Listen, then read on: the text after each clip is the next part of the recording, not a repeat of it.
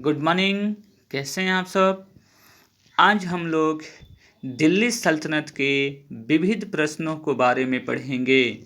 इसमें कौन से शासक सबसे इम्पोर्टेंट थे, उनकी क्या शौकीन था, क्या शौक था, कैसे आक्रमण किए, इस प्रकार के सारे टॉपिक्स को हम लोग इसमें विविध क्वेश्चंस के रूप में देखेंगे। तो चलिए आज की वीडियो की करते हैं शुरुआत। भारत में पोलो खेल का प्रचलन तुर्कों ने किया था। पोलो खेल का प्रचलन किसने किया था? तुर्कों ने। ज्ञातव्य है कि कुतुबुद्दीन ऐबक चौगान पोलो का बहुत शौकीन था। इसी खेल के दौरान घोड़े से गिर जाने के कारण 1210 ईस्वी में उसकी मृत्यु हो गई थी। 1206 से 1210 इस 4 वर्ष तक उन्होंने शासन किया था कुतुबुद्दीन ऐबक दिल्ली सल्तनत पे।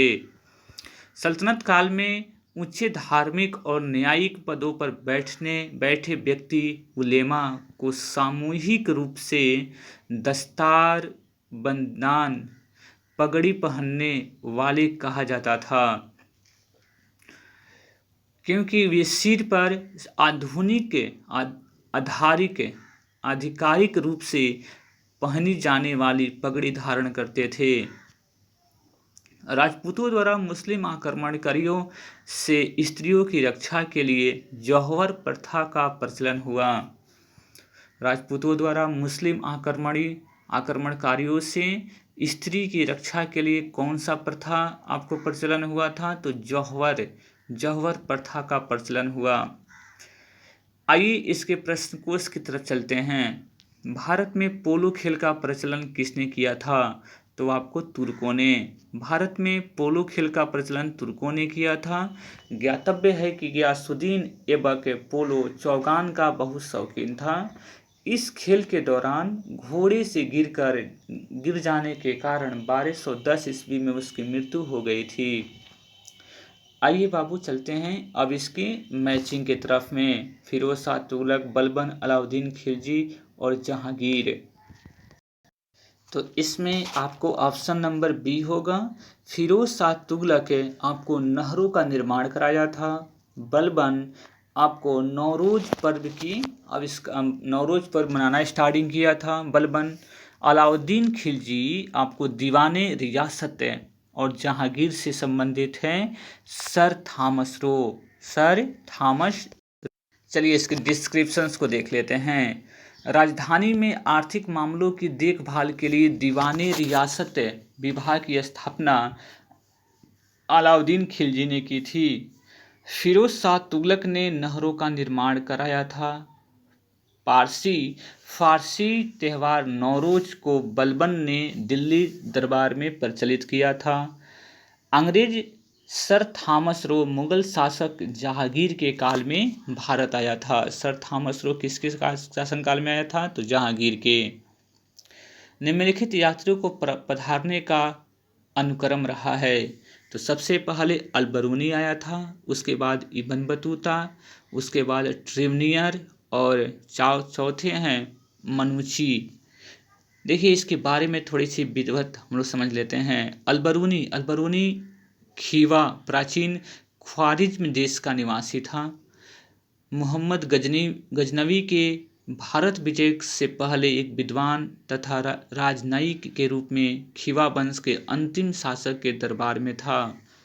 मोहम्मद गजनवी के भारत पर आक्रमण के समय वह उसके साथ भारत आया था। इब्न बतूता 1313 से 1347 से 1333 से 1347 से यह मोरक्को अफ्रीकी का यात्री था। यह मोरक्को का यात्री था जो अफ्रीका देश में है। वह अफ्रीका महादेश में वह सल्तनत काल में मोहम्मद बिन तुगलक के शासनकाल में 1325 से 1351 तक ईस्वी तक चला। मोहम्मद बिन तुगलक का शासनकाल उसी के दरमियान आया था। मोहम्मद तुगलक ने इसे दिल्ली का काजी नियुक्त किया था। बाद में 1342 ईस्वी में उसे अपना दूत बनाकर चीन भेजा और इब्न बतूता ने रेहला नामक पुस्तक में अपने यात्रा वृत्तांतों का वर्णन किया है। क्वेश्चन यहाँ से आ सकते हैं कि रेहला नामक पुस्तक किसने लिखा था? तो इब्न बतूता ने। वो किस टॉपिक्स पे लिखा था? तो चीन जाने की जो यात्रा वृत्तांत है उसी के बारे में उन्होंने वर्णन किया है। उसके बाद है ट्रेवनियर, जो 1638 से 1663 ईस्वी तक शासनकाल रहा। फ्रांसीसी यात्री ट्रेवनियर ने शाहजहां के शासनकाल में अपनी यात्रा प्रारंभ की। वह पेशे से जौहरी था।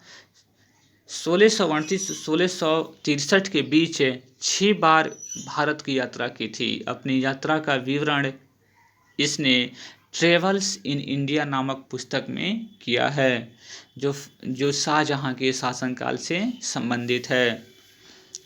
मनुची 1653 से 1708, यह इतालवी यात्री था। 14 वर्ष की अल्पायु में ही अपने गृह नगर वेनिस से भागकर एशिया माइनर और फारस की यात्रा करते हुए भारत पहुंचा। उसने शाहजादा दरासिको की सेवा में तोपची के रूप में नौकरी की।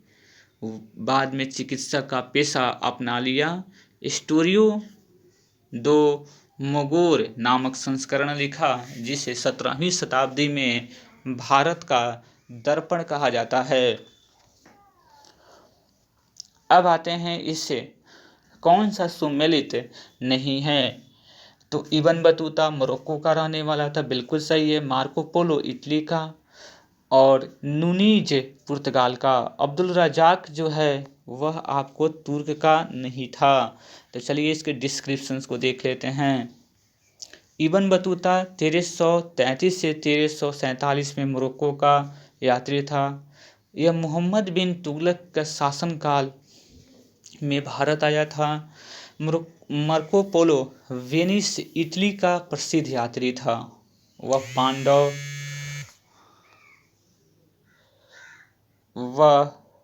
पांडव शासक मारवर्णन कुलशेखर के समय में भारत आया था। ईरानी राजदूत अब्दुल रज्जाक देवराय द्वितीय के शासनकाल में विजयनगर आया था।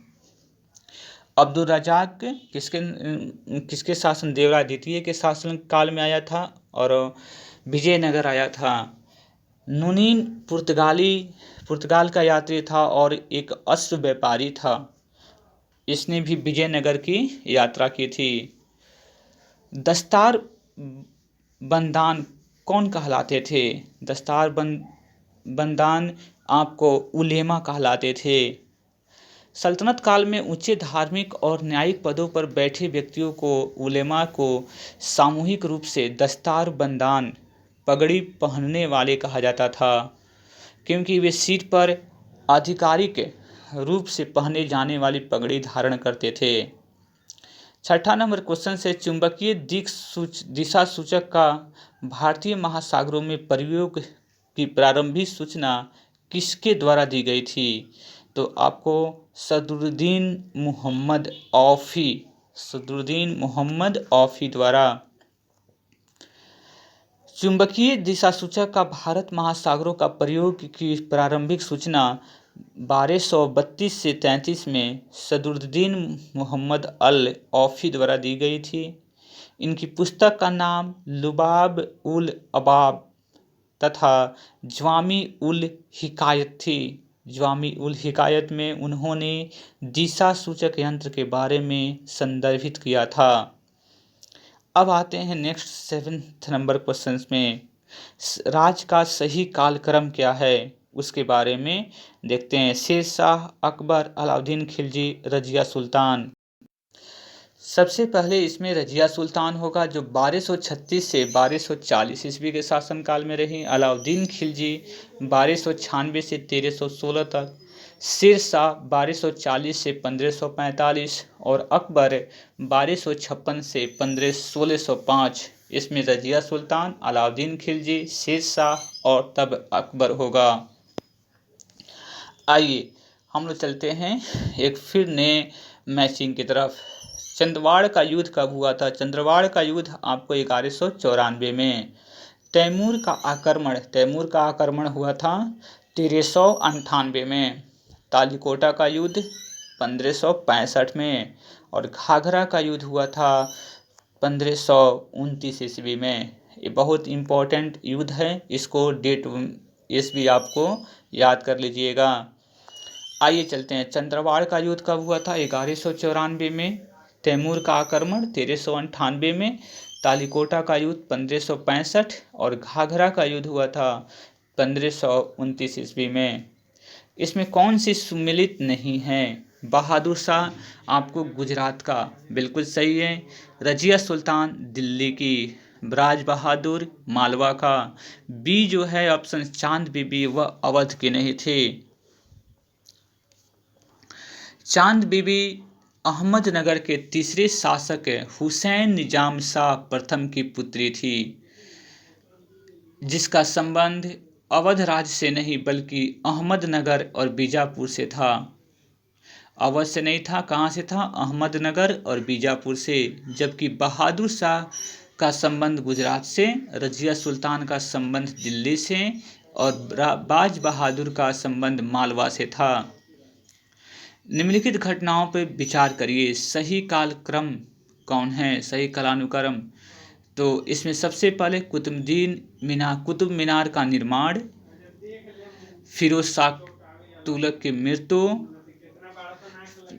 पुर्तगालियों का भारत आगमन और विजयनगर कृष्ण देव राय का शासनकाल। कुतुब मीनार का निर्माण प्रारंभ किया ऐबक ने और पूर्ण किया था आपको इल्तुतमिश ने। फिरोज शाह तुगलक की मृत्यु 1388 ईस्वी में हो गई थी। फिरोज शाह पुर्तगालियों का भारत आगमन 1498 में वास्को डी गामा के नेतृत्व में तथा कृष्णदेवराय का शासनकाल 1509-1529 ईस्वी में हुई थी। इसलिए ऑप्शन नंबर ए सही है। निम्नलिखित घटनाओं पर विचार कीजिए और उन्हें काल अनुक्रम व्यवस्थित कीजिए। चलिए, सबसे पहले तराइन का द्वितीय युद्ध है और जलालुद्दीन खिलजी की हत्या, अफगान पूर्ण षड्यंत्र और मोहम्मद तुगलक द्वारा राजधानी का स्थानांतरण। Option number Apple. 1192 ईस्वी में तराइन का द्वितीय युद्ध मोहम्मद गोरी द्वारा पृथ्वीराज चौहान की पराजय के बाद भारत में मुस्लिम शक्ति की स्थापना हुई। 1296 ईस्वी में जलालुद्दीन खिलजी की हत्या हो गई।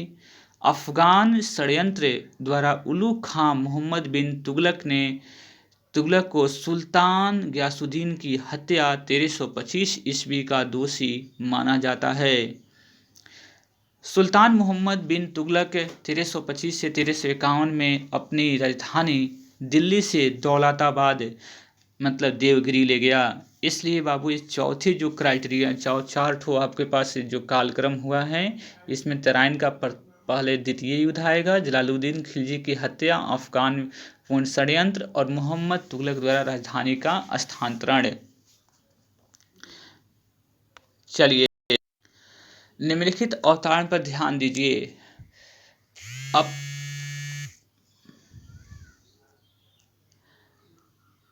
अपने लगभग 30 वर्ष की व्यापक यात्री जीवन में उसने पूर्वी गोलार्ध में विस्तृत भूभाग की यात्रा की। उस विशाल भूभाग को देखा जिसमें आज कोई 44 देश आते हैं। कुल मिलाकर 73,000 मील की दूरी चलकर पार की थी। पूर्वी आधुनिक काल में संसार का सबसे बड़ा यात्री कौन था जिसका वर्णन ऊपर के अवतरण में हुआ है? तो वह है आपको इब्न बतूता। 1271 ईस्वी में अपनी यात्रा का प्रारंभ कर मार्को पोलो ने 24 वर्षों तक लगभग 24,000 मील की दूरी तय की थी। मंगोल शासक कुबलई खां की सहायता से मार्को पोलो की यात्राओं में मध्य पूर्व, मध्य एशिया, चीन, मंगोलिया शामिल है। निश्चित रूप से मार्को पोलो शिखर यावरों में से एक था, किंतु मोरक्को का इब्न बतूता भूभाग की लंबाई एवं विशालता की दृष्टि से मार्को पोलो से भी बड़ा घुमक्कड़ था। उसने दक्षिण अफ्रीका, पश्चिमी अफ्रीका, दक्षिण और पूर्वी यूरोप, मध्य पूर्व और भारतीय उपमहाद्वीप, मध्य एशिया, दक्षिण पूर्व एशिया, चीन क्षेत्र से 44 देशों में लगभग 73,000 मील, लगभग 1,17,000 किलोमीटर की दूरी अपने 30 वर्षों की जीवन यात्रा में यात्री जीवन में तय किया था। Ibn Battuta. नीचे दिए गए युगों में से एक और प्राचीन और मध्य युग के राजाओं के नाम हैं, दूसरी ओर उनके विचरित ग्रंथ हैं। इनमें कौन सा युग में सही सुमेलित है? तो महेंद्र बर्मन ने मत विलास प्रहसन ने लिखा था। महेंद्र बर्मन। विजयनगर शासक कृष्णदेवराय ने तेलुगु भाषा में अलमुक्त मालयद की रचना की थी। मत विलास प्रहसन की रचना महेंद्र बर्मन ने की थी। भोज ने सम्रांगण, सूत्रधार और सोमेश्वर में मानसोल्लास नामक ग्रंथ की रचना की थी। दिल्ली सल्तनत के किस वंश ने सबसे कम समय तक शासन किया? आपको खिलजी वंश ने। दिल्ली सल्तनत की सबसे कम समय तक शासन किया खिलजी वंश ने। दिल्ली सल्तनत में गुलाम वंश के शासकों ने 1206 से 1290 तक शासन किया। खिलजी वंश 1290 से 1320 ईस्वी तक शासन किया। तुगलक वंश ने 1220 से 1412 ईस्वी तक शासन किया और सैयद वंश के शासकों ने 1414 से 1451 ईस्वी तक और लोदी वंश 1451 से 1526 तक शासन किया। इस प्रकार खिलजी वंश के सबसे कम शासन का समय आपको खिलजी वंश का ही रहा। आइन उल मुल्क मुल्तानी ने इनमें से कौन से शासन के अधीन सेवा नहीं की थी? आइन उल मुल्क मुल्तानी ने तो इल्तुतमिश। आइन उल मुल्तानी ने अलाउद्दीन खिलजी, मोहम्मद बिन तुगलक, फिरोज शाह तुगलक के अधीन अपनी सेवा प्रदान की। अलाउद्दीन खिलजी ने 1305 ईस्वी में आइन उल मुल्क मुल्तानी को मध्य भारत भेजा, जहां उसे मालवा पर विजय प्राप्त की। वह अपने अंतिम दिनों में दक्षिण विजय में व्यस्त रहा। निम्नलिखित में से किस प्रथा की शुरुआत राजपूतों के समय में हुई थी? तो आपको जौहर प्रथा की शुरुआत राजपूतों के शासनकाल में हुई थी। राजपूतों द्वारा मुस्लिम आक्रमणकारियों की स्त्रियों की रक्षा के लिए जौहर प्रथा का प्रचलन हुआ। इसमें सभी राजपूत पुरुषों के युद्ध में मारे जाने के पश्चात किले में सभी स्त्रियां समूह रूप से चिता में कूदकर अपनी जान दे देती थी। सती प्रथा और बाल विवाह जैसी प्रथाएं यद्यपि राजपूतों के समय बढ़ी, तथापि ये पहले से चली आ रही थी। मतलब बढ़ी आपको किसमें? राजपूतों के समय में। निम्नलिखित मध्यकालीन विद्वानों और लेखकों में कौन जैन धर्म का अनुयायी था? हेमचंद्र सूरी ने। हेमचंद्र सूरी मध्यकालीन विद्वानों लेखकों में जैन धर्म का अनुयायी था। वह जयसिंह सिद्धराज के दरबार को सुशोभित करता था। उसी से प्रभावित होकर जयसिंह सिद्धराज ने आबू पर्वत पर एक मंडप का निर्माण करवाया था। उसमें जैन तीर्थकारों की मूर्तियां स्थापित करवाई थी, जो अनंततर एक जैन तीर्थ के नाम से जाना जाता है।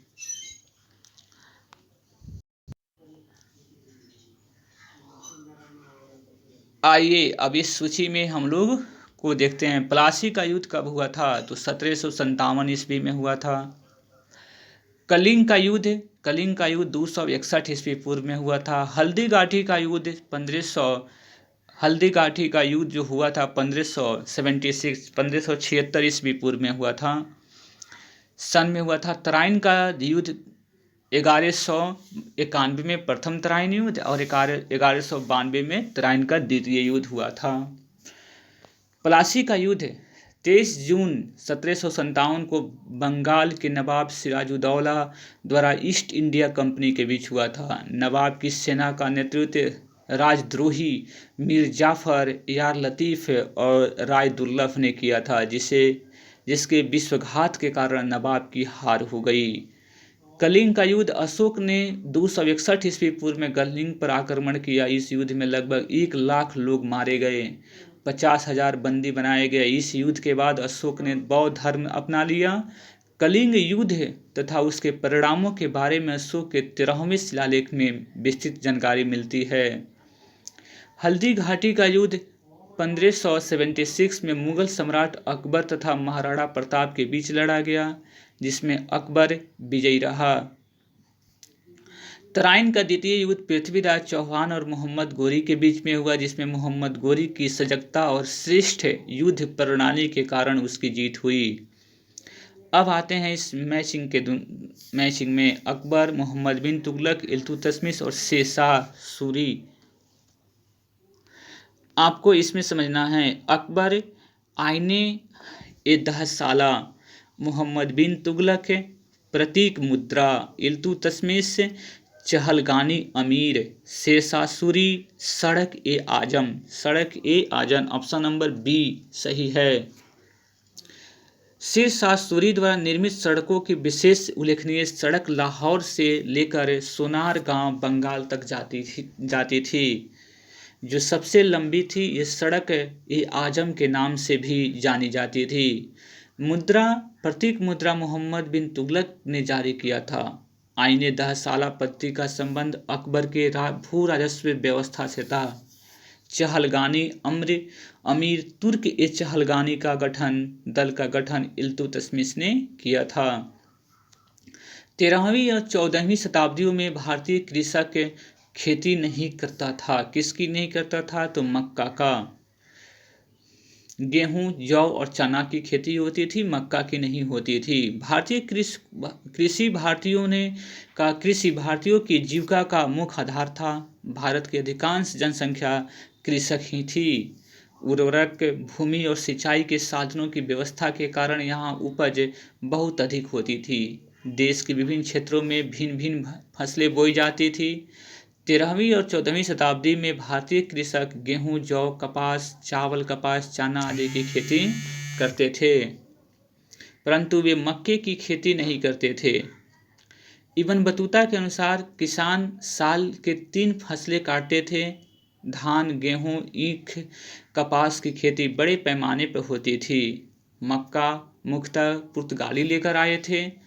दक्षिण भारत में विभिन्न मसाले उपजाए जाते थे। मध्यकालीन भारत में महत्तर और पटकिल पदनाम किनके लिए प्रयुक्त होते थे? चलिए इसमें देखते हैं।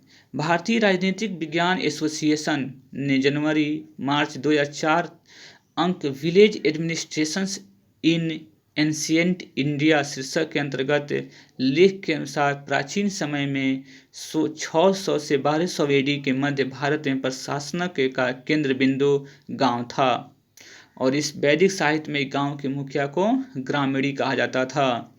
चलिए, आपको इस वीडियो में हमने 21 क्वेश्चंस को बिल्कुल किया। फिर हम लोग नेक्स्ट वीडियो में मिलेंगे दिल्ली सल्तनत के नेक्स्ट टॉपिक्स के बारे में। तब तक के लिए जय हिंद।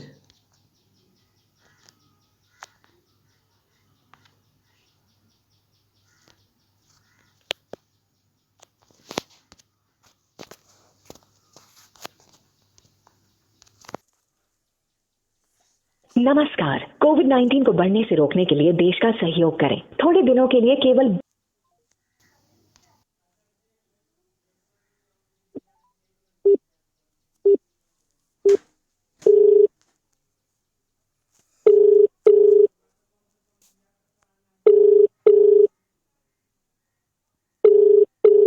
हाँ बाबू। हाँ प्रणाम। खुश रह। एक बार ना वो भैरव गंज लगा आइसवा फराई रहे 2 साल पहले। कथि गैस? हाँ। अब मैंने आई रहा सर सब सवारी लेके तो हई आधार कार्ड पर हई राशन कार्ड पर गैस सब हरात रहे। हाँ। तो वो देखा गैसवा हमरा पर नाम पर भरा गई। हाँ। और वो देखा गैसवा एक बार फोन कइला सो। हाँ। कि मंडोरा बोलता नहीं हमको। हाँ मोलिया सब हमको। हाँ तो कहता कि राउर नाम वाला जन की भइल सिलेक्शन पूरा उड़ा गइल बा, राशन कार्ड ले सब कागज पत्र हमनी के लगे आ गइल बा। तो उ मालिक के नाम नहीं है राशन कार्ड में। राउर बा, रिंकू के बा, पिंकू के बा। तो हम कहले कि हमार माने गैस के सिलेक्शन हो गइल, 2 गैस उठ गइल बा। तो कहा कि ठीक बा, मालिक के नाम पर